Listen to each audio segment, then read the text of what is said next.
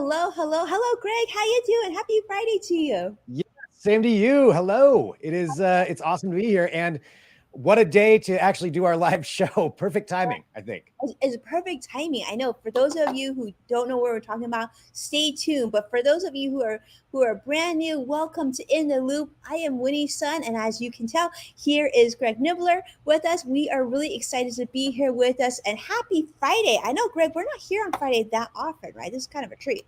Yeah, it is a little bit different than normal. And yeah, thanks to everybody who's joining in right now, wherever platform you're watching on. I'm Greg Nibbler. Those of you who watch the show know that. But if you don't, thanks for joining us today. I'm a tech reporter, tech journalist for a long time in all kinds of different fields, covering a lot of it and all different angles. But today we do have some big things to talk about. But the one thing about this show, too, is we're live and we can take your comments and see what you're saying as well. So please let us know what you want to talk about and what your thoughts are on everything as we go through some of the big news today. There's some big news for sure, Greg, and thank you so much for bringing it. Absolutely, we see a lot of comments coming in already. I see Joshua CrossX Fighter joining from YouTube Live, and I see Vicky joining us as well on Facebook Live. Wow, so many big audience today. It's so much. We have so much to talk about. I can't believe we have so much to talk about on a Friday afternoon. But Right. here, like Greg said, I am Winnie's son, also longtime financial pro. CNBC council member, Forbes contributor, host of Level Up, which can also be found on NASDAQ and a couple of their platforms. But as Greg mentioned, we got to kick it up, Greg. It's like there's a lot that we need to talk about Elon and the Twitter deal. But before we get there, let's talk about how the market closed, okay? Because the Yes. Dow closed down 46 points, NASDAQ up 13 points, and the S&P 500 also down 3, I should say. And there's been continuous talk about us whether or not we are in a recession, if we're close to a recession, and all that good stuff. But let me just tell you, today actually, the job market numbers came in, and well, they actually looked a lot better than we expected. So it's almost like the job market didn't really get the memo that we're sort of close to being in a recession, because it seems like more people are actually getting jobs. In fact, the average hourly wage for many Americans actually rose by 5% versus a year ago, which was actually faster than estimates were. So definitely a lot of people going back to work, which typically, as you know, if we're going into a recession, that usually means layoffs. But these are the areas that are doing well: education, health services. These are sort of the areas where people are getting new jobs. I guess they're really hiring for more teachers and people in the medical profession, and as well as professional business services and stuff like that. Any of this come to a surprise, Greg? I mean, yeah, just based on what it seems like the general feeling has been, that little bit of dread, I guess, that everybody kind of has over what's going on. So I think that's great news that the jobs are going up, or that people are getting hired. So I think, and I trust you on your opinions on this more than my own when it comes to the financial side of things. But that does seem like that's a good trend. It's a good trend. But I think Yeah. one area, Greg, we would agree, right? That like like literally an hour before we got on, Yes. actually I was preparing this content, Greg, that's saying that there was been a lot of trending news about more layoffs at Twitter. In fact, they laid off like 100 people today. Recruiters are being laid off because everybody was expecting that changes would take place when Elon finally took over Twitter. I'm sure you saw that too. This is Yeah. Yeah, I mean that's what we've all been expecting, but seeing the layoffs at Twitter, just seeing all the inner turmoil and the stuff that's come out about some of the leaked memos and dialogue between the employees about all the nervousness of him taking over and just kind of the chaos that has been this thing that's been going on now for the last few months, ever since Elon jumped into it and just stirred up the pot of everything social media and everything on Twitter. And then now today's news just adding on top of that. on top of that. You I know, mean, I think, yeah, absolutely. This was breaking news. yeah. Greg and I were just talking about this, shared it on social. I see Vicky, who's joining us from Facebook, like also said, yeah, breaking news. In fact, Sadiq, I did see this, Sadiq. Sadiq actually tweeted me back after we talked about breaking news of Elon Musk and the Twitter deal falling through. And Elon, actually, Sadiq sent me an Adele song. And I thought it was like really perfect, Sadiq. Actually, that was really, really fun what you did. But Greg, did you expect? I mean, this sort of classic Elon, right? Like he It, definitely has a presence. I mean, do it on a Friday. He literally does it at the Friday when most people are on their way home, like as if we wouldn't notice. right. I know. As nobody's going to notice Elon Musk filing this thing. I mean, it's just the whole thing is just bizarre. I think we can all admit this is weird. It's all been weird because it is Elon Musk, just because of how he goes about things, because of what he posts. He's not what you would expect for somebody who's going to take over one of the biggest media platforms in the world. But then on top of that, he disappeared for like, what was it, like 2 weeks? I don't know how many days it was, but he was just gone, like off of Twitter, to where people were trying to speculate what was going on with him. What was he up to? And then all of a sudden he comes back and he's just, lights it up over the last couple of days. And now this bombshell, that he's coming out with. I mean, Greg, let's think about it, right? Like literally last couple of years or prior to recently, Donald Trump dominated Twitter, right? Like he was all over, and like literally, it was so much activity then. Then I think there's a lot of like Kanye West activity. I feel like this Elon drama kind of falls in this spectrum where, like, you don't even need to worry about the Kardashians right now because literally, just like last week, I was reading about financial news and whatnot, and turns out Elon Musk just had twins. Did you see that? He just had twins and a surrogate baby like weeks apart with obviously two women, but like you got Tesla going on, you got SpaceX, you got all these things that Greg talks to us about. Then we're talking about how he has 10 babies, and I guess he's also tweeting out, Greg, that like he feels like people aren't having enough children, so he says he's doing his part to bring in more children. So like, haha, he has 10 kids. He got 10 kids. Yeah. It's just so weird. It's hard to keep up with it all, to be honest, like with everything that goes on with him, because like you mentioned, like the tech side of things, I'm fascinated with that, with all of his companies, with be it SpaceX, be it Tesla, be it Neuralink, even the Boring Company, everything he's doing there's some really cool things that have been announced too about Starlink or interesting topics. But then it's like he overpowers his own PR for his own companies because he becomes the topic and not so much the companies and the tech that he's working on. It's just he overtakes it with everything that he's doing. And I don't know if that's a good thing or if this is ultimately good PR for him, bad PR for him. He's definitely talked about maybe it's any PR is good PR, but he's certainly that. Right. Yeah. I mean, Greg, is a $44 billion offer, right, to buy out Twitter. And let's be honest, Twitter isn't just a social media platform. Twitter is where so many of us get our news, right? Breaking news, obviously, like we're seeing today with this news.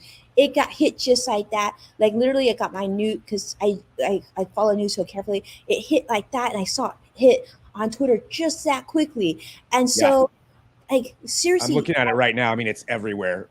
Just since it's his breaking news, I've got my news feed pulled up, and it's all Twitter, all over. And he's the richest man in the world, and with that comes power and opportunity and responsibility.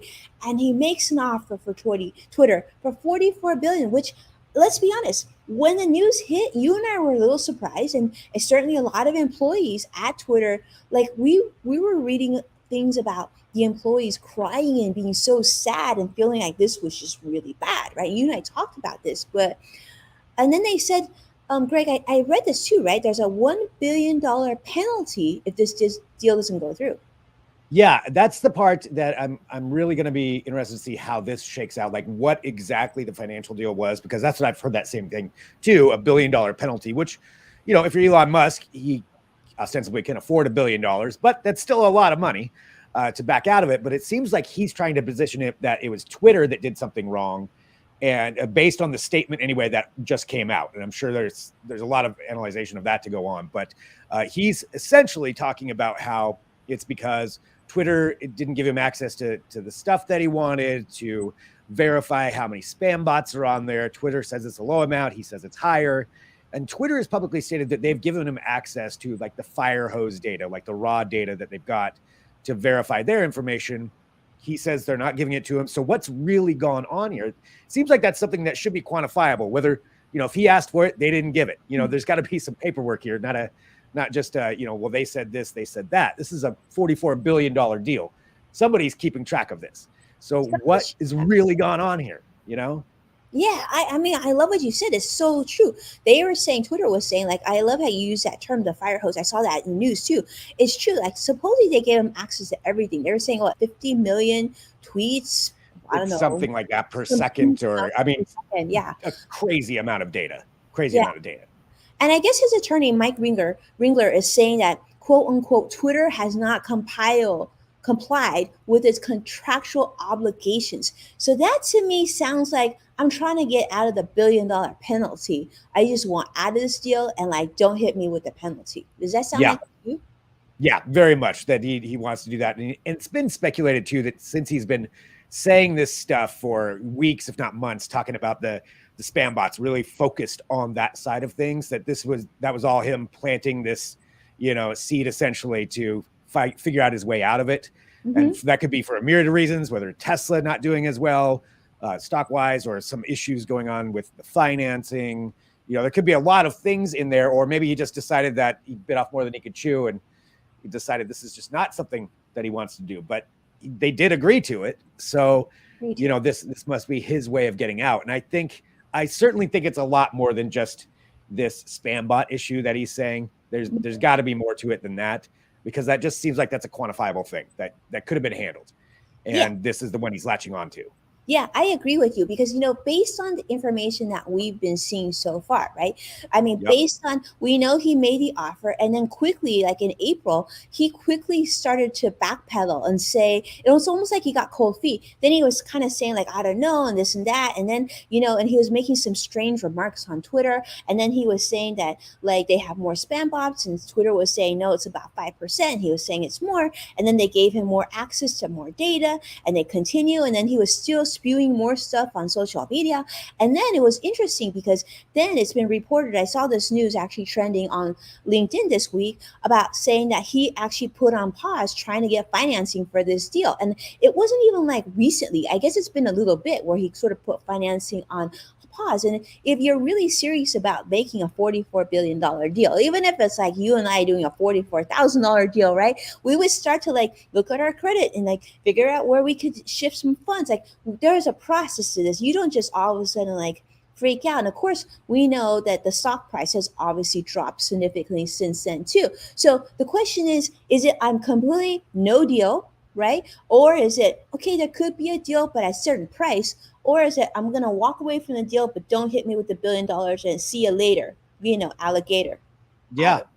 Yeah. That's why it's so hard to predict him. He's such an unpredictable person, from everything that you just mentioned. So maybe this is his negotiating tactic. He doesn't want to pay 44 billion. He wants to pay 40 or whatever, wants to knock some dollars off of that to keep it going.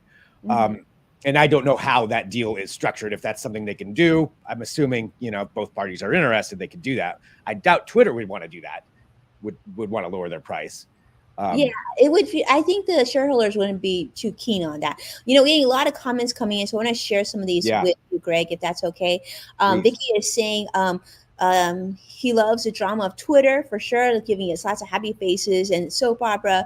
And does this mean he can lead money over brains? And I see Robin Stevens saying Musk's own brand is now larger than his own companies, which is really interesting because Robin is sort of the brand guru. She like knows everything about branding, and that's not good. It makes his companies vulnerable to his actions every minute of every day. So true, right? Like that is such a good comment and observation. Yeah. Because it is. Yeah, you are your brand, right? I mean, like when you think about like now, like Tim Cook, for example, with Apple, I feel like Tim Cook is well regarded and therefore Apple has less drama, right? They keep personal data. Yeah, it is. Robin's saying it's see ya later, alligator. That's what she says too. I think he's just out. Yeah. And that could be, maybe this is just, he's out, doesn't want to pay the $1 billion. He'll tie it up for however long he has to do to try to, not pay that. Maybe that's what happens. But I mean, it opens up so many other questions too. I love that brand comment, just to talk about that for a second, because that's exactly right. Because everything that SpaceX does, everything that Tesla does, it's shaded by him. He's in the way almost of his own success with that stuff. And it doesn't mean that the companies aren't still doing some really great things, but he's the news. he becomes the news. And I don't feel like that's how it should be, especially when it came down to Twitter as well. You don't want I mean, I guess you do have Mark Zuckerberg, who is kind of a personality, but I don't feel like he's Elon Musk, like in that, where he's just, Yes. No. I feel it's a little bit different, at least a little bit different of a style. Yeah, Mark Zuckerberg, you see him barbecuing, hanging out with his family in Hawaii. It's a very different type of brand, right? Than like Elon. I mean, this is like sort of volatile when you're getting into politics and you're talking about stuff like that people can't really relate to. Let's be honest, right? And the other thing is, I mean, this is a bit of financial news too, is that Tesla last month, which is in June, just actually achieved its highest monthly sales of cars that were made in China. So Tesla's actually doing really, really well. And even with the COVID lockdowns and whatnot, they're actually making quite a bit of money. So maybe I would think that Tesla shareholders and other companies might feel, come on, I want you to kind of hang out and pay attention. I don't know. I'm just asking the question. I don't know. Right. Yeah. I mean, it's all speculation, really. And I would be, curious to anybody out there who's watching too. Does have you been wanting to get a Tesla, and would Elon Musk's statements or how he acts, would that influence your decision whether or not to buy a Tesla? Would that lead you into a different vehicle? I mean, because let's be honest, Teslas are really cool. They're great. Mhm. I think you have one, right? I believe. I do. I love my Tesla, and it's the best car I've ever driven by far. Sadiq is saying Elon Musk was in Rome with the Pope. That's right, just recently. But yeah, I mean, like, absolutely. Like you and I have talked about this many times. We got to give credit where credit is due. He makes some phenomenal vehicles. They really are. I actually love my Tesla, and I do think he's really gotten us to think about our vehicles very differently. And certainly I love the idea of going electric powered versus gas powered. It's certainly been very helpful during the pandemic. But the thing is, I think there's that fine line, right? If Elon was out there touting like, charitable work or helping the poor or other things, like people helping those in Ukraine, doing like a lot of that type of branding, I think I would feel really good about. But he's talking about things that I think are very polarizing, right? Yes. And this is really interesting. So I don't know. I guess we'll have to continue to follow this story, see where it takes us. Yeah. I mean, and I think you're right. Just the things that he posts and says. I mean, we all knew he's a unique guy. I mean, there's no doubting that. And he is a very forward thinker, a visionary, really, when it comes to what he's done with some of his companies. And but the things that he posts, it's just like, sometimes it feels like something that, a 12-year-old boy would post, or it's, you're the richest man in the world. Like, you do have some kind of responsibility there, you would think, or maybe that's what it is when you're the richest person in the world. You don't have to worry about anything. But Greg, you make a good point, but like, let's be honest, like Jeff Bezos just recently he has a yacht so big that, like, I guess he made a city take apart their creek or something so he could go through it. So I don't know. I always feel like with money, it's like more money, it just sort of amplifies your true persona. So maybe what we're getting is true. I'm sure it's true Elon. This is like true Elon, Yeah, right. If you follow that Twitter feed, I mean, it is all over the place. I think, and there were some people who were excited about him taking over Twitter and some of the potential changes and some of the things that he suggested, that they may have been good for Twitter. But then there's also the other ones that are just completely out there that seem to me to be a little bit unnecessary. All his statements, about freedom of speech and just not really moderating anybody, and anybody could say anything because that's what it is. And I feel like I feel like that's not the right approach. I think you do have to have some limitations. You can't shout fire in a theater. You can't be. I think there's some level of moderation that's appropriate for these things. I'm completely in agreement with you, Greg. Yeah. I mean, that's just how I think it should be. I think a lot of people, but there's also lots of people who agreed with Elon that want it to be that way. And so I wonder, how this is going to look now for that, and what's the future of Twitter now? What's going to happen? They say that he does back out. Is it just back to business as usual? I mean, I can't imagine there's another buyer to come in, but they've been preparing for this. So how does that all shake out? Like, what's going to happen now? I feel like it's more up in the air and just hard to predict now than it was even with him taking over, and that was already crazy. Well, there's some, it's interesting you see that, Greg, because, and I want to share some comments before I get this, but we're seeing Robin says that his posting content is like reality shows, like a reality show star. Couldn't agree with you more, Robin. And Vicky is saying he's brilliant with technology, but when it comes to Twitter, to Twitter is, I'm guessing, is a nightmare. And sort of that $1,000,000 question. And the other thing is, if you're following Twitter, one area that honestly and kind of behind the scenes, a lot of people are talking to me about is Twitter is like showing this new thing called the CoTweet. And I don't know if you've seen that, Greg, but definitely, would relay and ask you to maybe expand on that a little bit more, because I think it's really, really interesting. But I don't know. I mean, have you seen much about the CoTweet? Yeah, I was just reading about it today, and I haven't seen it actually implemented yet, but the idea that you could co-sponsor essentially a tweet and it'd be two people sharing that same message together. Yeah, exactly. Yeah, that's the first thing I thought about when I saw it too. I'm like, I guess we could do a loop co-tweet or something like that. I don't know, that's not a feature that I ever actually thought about was really necessary, but I guess that could be kind of interesting to see how that works. But yeah, there's that the other side too, all the different features that they have been rolling out, things that were going to be happening, are those still going to happen? How is that all going to shape up? Because Twitter already, and this was even before Elon, was saying that they were going to be making some changes.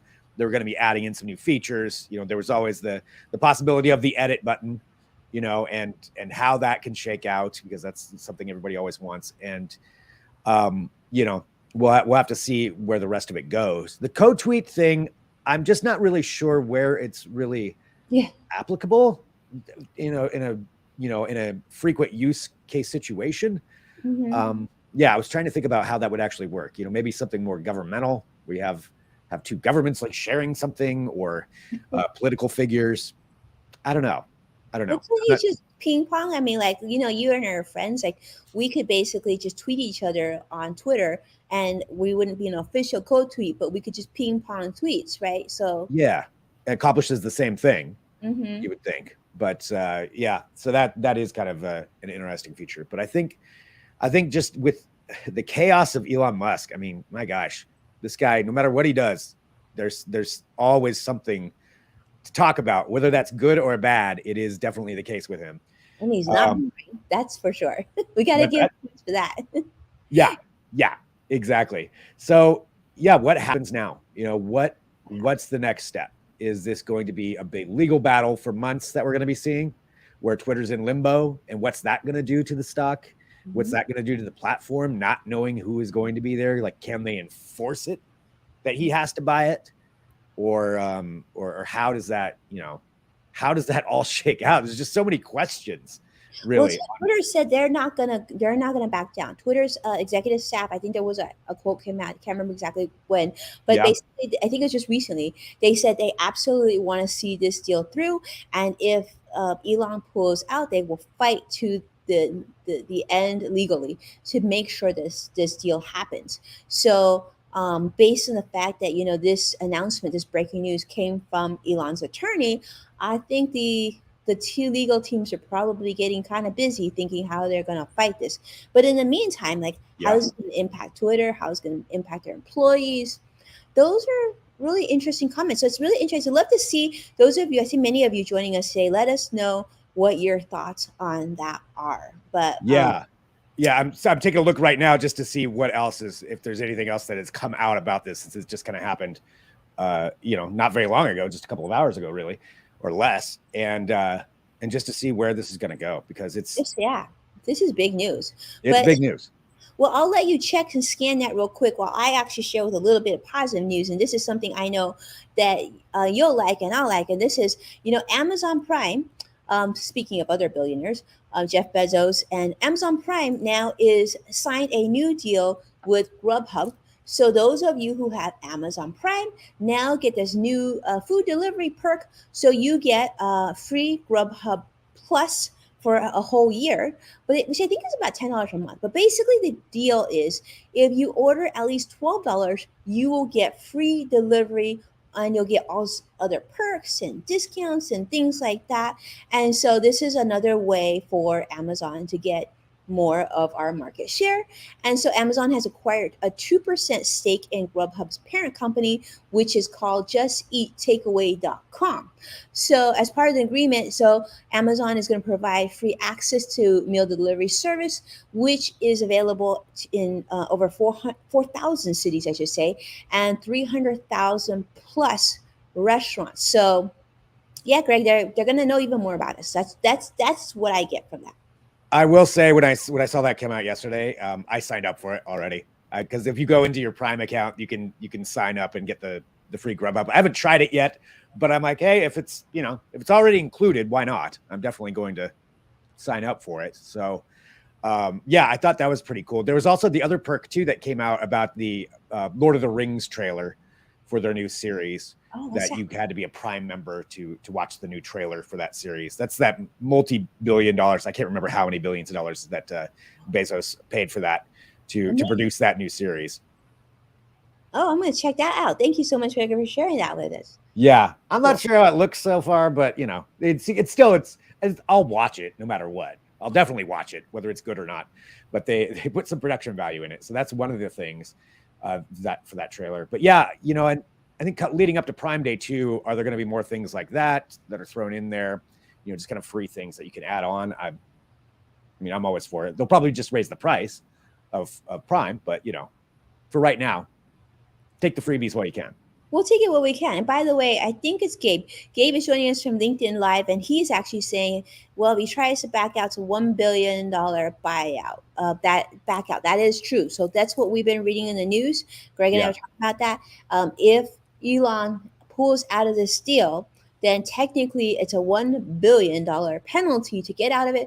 But as we mentioned earlier, it looks like he's trying to fight it, saying Twitter didn't comply with the agreement, and therefore it looks like it's going to be kind of a legal headache. So yeah, and then we see, let's take a look. It says Gabe's also asking, when will Amazon start their own hospitals and healthcare? Actually, I've been seeing that. I always saw something about Amazon healthcare coming out. And then let's see, Robin is saying food and Lord of the Rings, I'm all in. We love you, Robin. Very fun. All right, Greg. Well, I want to hear. What's going on for you this week? Have you seen any interesting things in the world of tech? Well, it's been a kind of a slow week on that. Then Elon Musk has really taken over a lot, but I did have a couple of things that are going on just to bring up, because you mentioned, the Grubhub thing. I thought that was just kind of a cool add-on. There's something else that people can try at home now too, at least on more devices, and that is Netflix announcing they're going to have spatial audio is going to be on certain programs. And they put out a list of programs, but Stranger Things being one of them, and a few other ones, I think The Witcher and a few of them in there. But spatial audio, if you haven't tried that out, it's a pretty cool feature. And they're saying it'll work on actual stereo speakers, so you don't necessarily have to get this big giant surround sound system, although that's best for it. But it's the idea that it'll make sounds seem like they're coming from specific parts of the screen almost. So if somebody's over here, it'll sound like it's over there, or in the middle of it. It just kind of adds on to the experience of watching something. So I'm really excited to try that out, and that's, I think, available now for anybody who wants to try that out. So something this weekend, if you haven't watched Stranger Things yet, I already blew through all of that. That would be a good one to try it out on. I'm sure that it's pretty amazing, and the better the sound system you have, the more you'll get out of that. But I thought that was a cool addition for what they're adding on to something, and again, getting a little bit more for what you're already paying for it, something to try out. Greg, I guess I would love to hear your thoughts on what speakers we should consider getting for our television sets for that purpose, and that'd be really fun to see. I could come up with a list actually of some good ones that would really help out with that, because it always depends on what your budget is. But anything Dolby Atmos, or if you want to go the full surround sound or just get a really nice sound bar, I think would be enough. There's some really good sound bars out there that aren't crazy expensive that you could get that would really enhance that, and they're able to directionally put the sound all over your room depending on where you are. So I think that would probably be a good way. Maybe next week I'll get a little list together, especially with Prime Day coming up too, that maybe there's some good ones to think about picking up. Now I'm thinking about picking one up myself. So I'm definitely going to get that. I'm like, actually, I could use a new soundbar. So yeah. But that's one thing I noticed here this week that I was just kind of looking at things that, people can try at home over the weekend and try out if you already have Netflix, Prime, Grubhub. A couple other things. Well, I could jump right into the thing that I'm really excited about for next week, which is there is a we just switched this week. So next week, let me get this pulled up here. And sorry, with all the Elon news, it just took over everything. So I'm getting everything in front of me here. But it has to do with the James Webb Telescope, where we're finally going to get to see the first pictures. So if you followed along with this, the James Webb Telescope, it's 20 plus years in the making to get this thing launched Christmas Day. It's been setting up ever since then. And finally, NASA's been teasing, we're going to get to see what the really, really cool images are that it's going to get. So the whole idea behind this is that we're going to be able to see deeper and clearer into space. We're going to be able to analyze more exoplanets. Maybe, the idea that with this, we could discover a planet with alien life on it, or the traces of a signature of an alien society, or alien life. That was one thing that this could actually show. But also it's going to see further back into the history of the universe, more stars, more things that we've never seen before. Like, these are things that we have never seen before. And they're going to release some of the first images coming up. I believe it's Tuesday morning. Tuesday is when we're going to get to see this. They're going to be doing a big production of it. That's something. Oh, go ahead. This Tuesday, Greg? This Tuesday. Yeah, cool. This Tuesday. So NASA's been putting out kind of a teaser on it of what it is that they're going to be doing. So they're targeting galaxies, nebulas, a giant planet out system. We may get to see all of these. We don't know exactly what they're going to show us, but it's going to be cool. And I will be tuning in 100% to watch that. So I've been looking forward to that for a while. Greg, that sounds like it's something that's right up your alley. You probably like putting in your calendar. Oh yeah, cool. Right up my alley. So they've said so to get its very first images, they observed targets objects and regions for space for 120 hours. So it's 5 days worth of data, and we don't know exactly what it's going to be, but they're really setting it up for a pretty good show. So whatever it is, it's going to be amazing. It's going to be, at least to me, and we're going to see things we've never seen before. So that is really cool. He says, "Love bit of space." Yep. Yeah. So that's one of the things I'm most looking forward to here for coming up. And then I'm sure there's going to be a lot more announcements that'll be coming out too about certain tech sides of things and some new products. Things are a little bit slow right now in that part. It's kind of, you reach this little bit of a lull for brand new products. I did see something else though that I thought was interesting, and this has to do with the World Cup, which is going to be coming up. The World Cup's taking place, I think it starts in October, goes through November.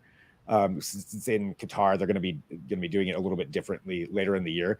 But one of the things they're going to add on are some motion tracking sensors for the athletes themselves. So that, I think, that's controversial. I feel like for a lot of people, if you're a true fan of different sports, I know in baseball people can get a little bit upset if they're using too much tech. But this, I think, is going to be kind of cool just from the tech side of things, to see if somebody's offside and, trying to track what they're actually doing and see what they can get, see what kind of data you can get out of that. That's pretty cool. I'm into that. I want to see how that plays out.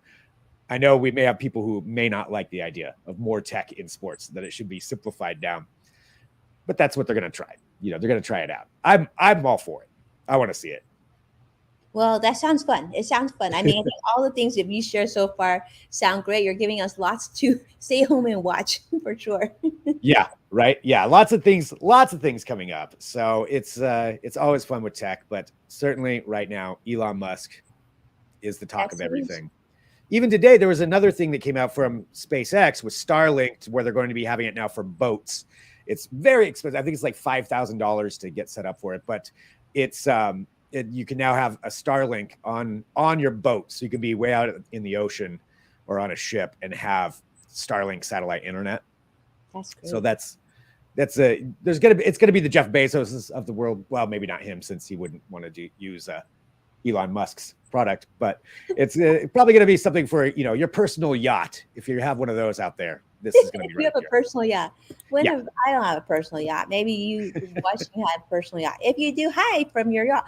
But yeah, it's so interesting. What I will say, I have a very good friend in the Santa Barbara area, and her husband, no joke, they live off a boat. They don't live in a house. They live in a boat.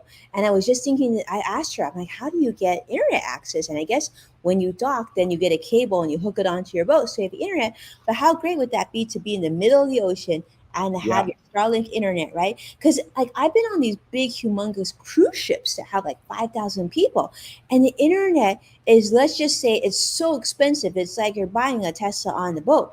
But it Right. would be really great to have affordable internet on the boat, in the plane, everywhere you go, right? I think that For I think that sure. works.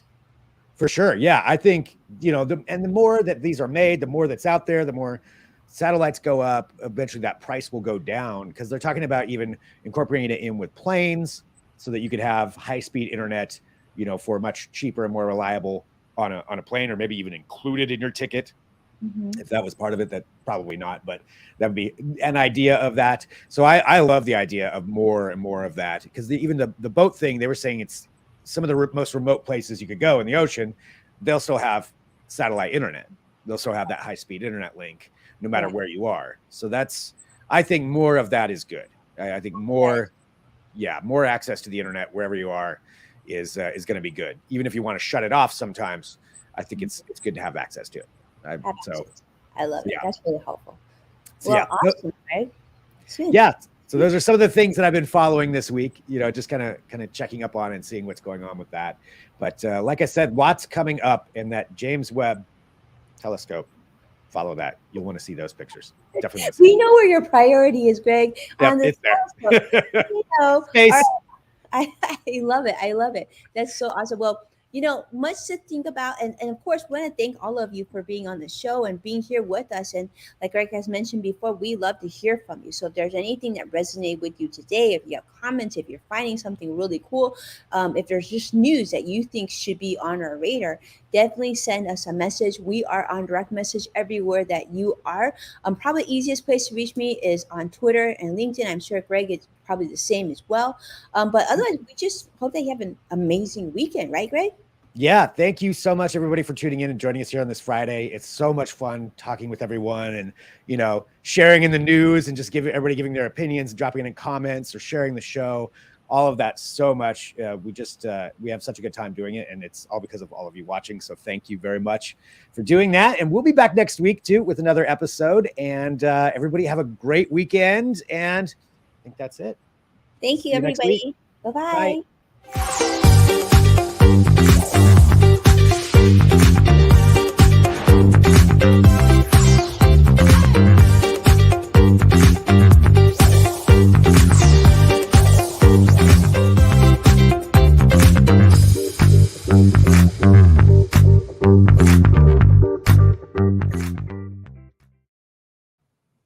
Oh my gosh, did we really go for 37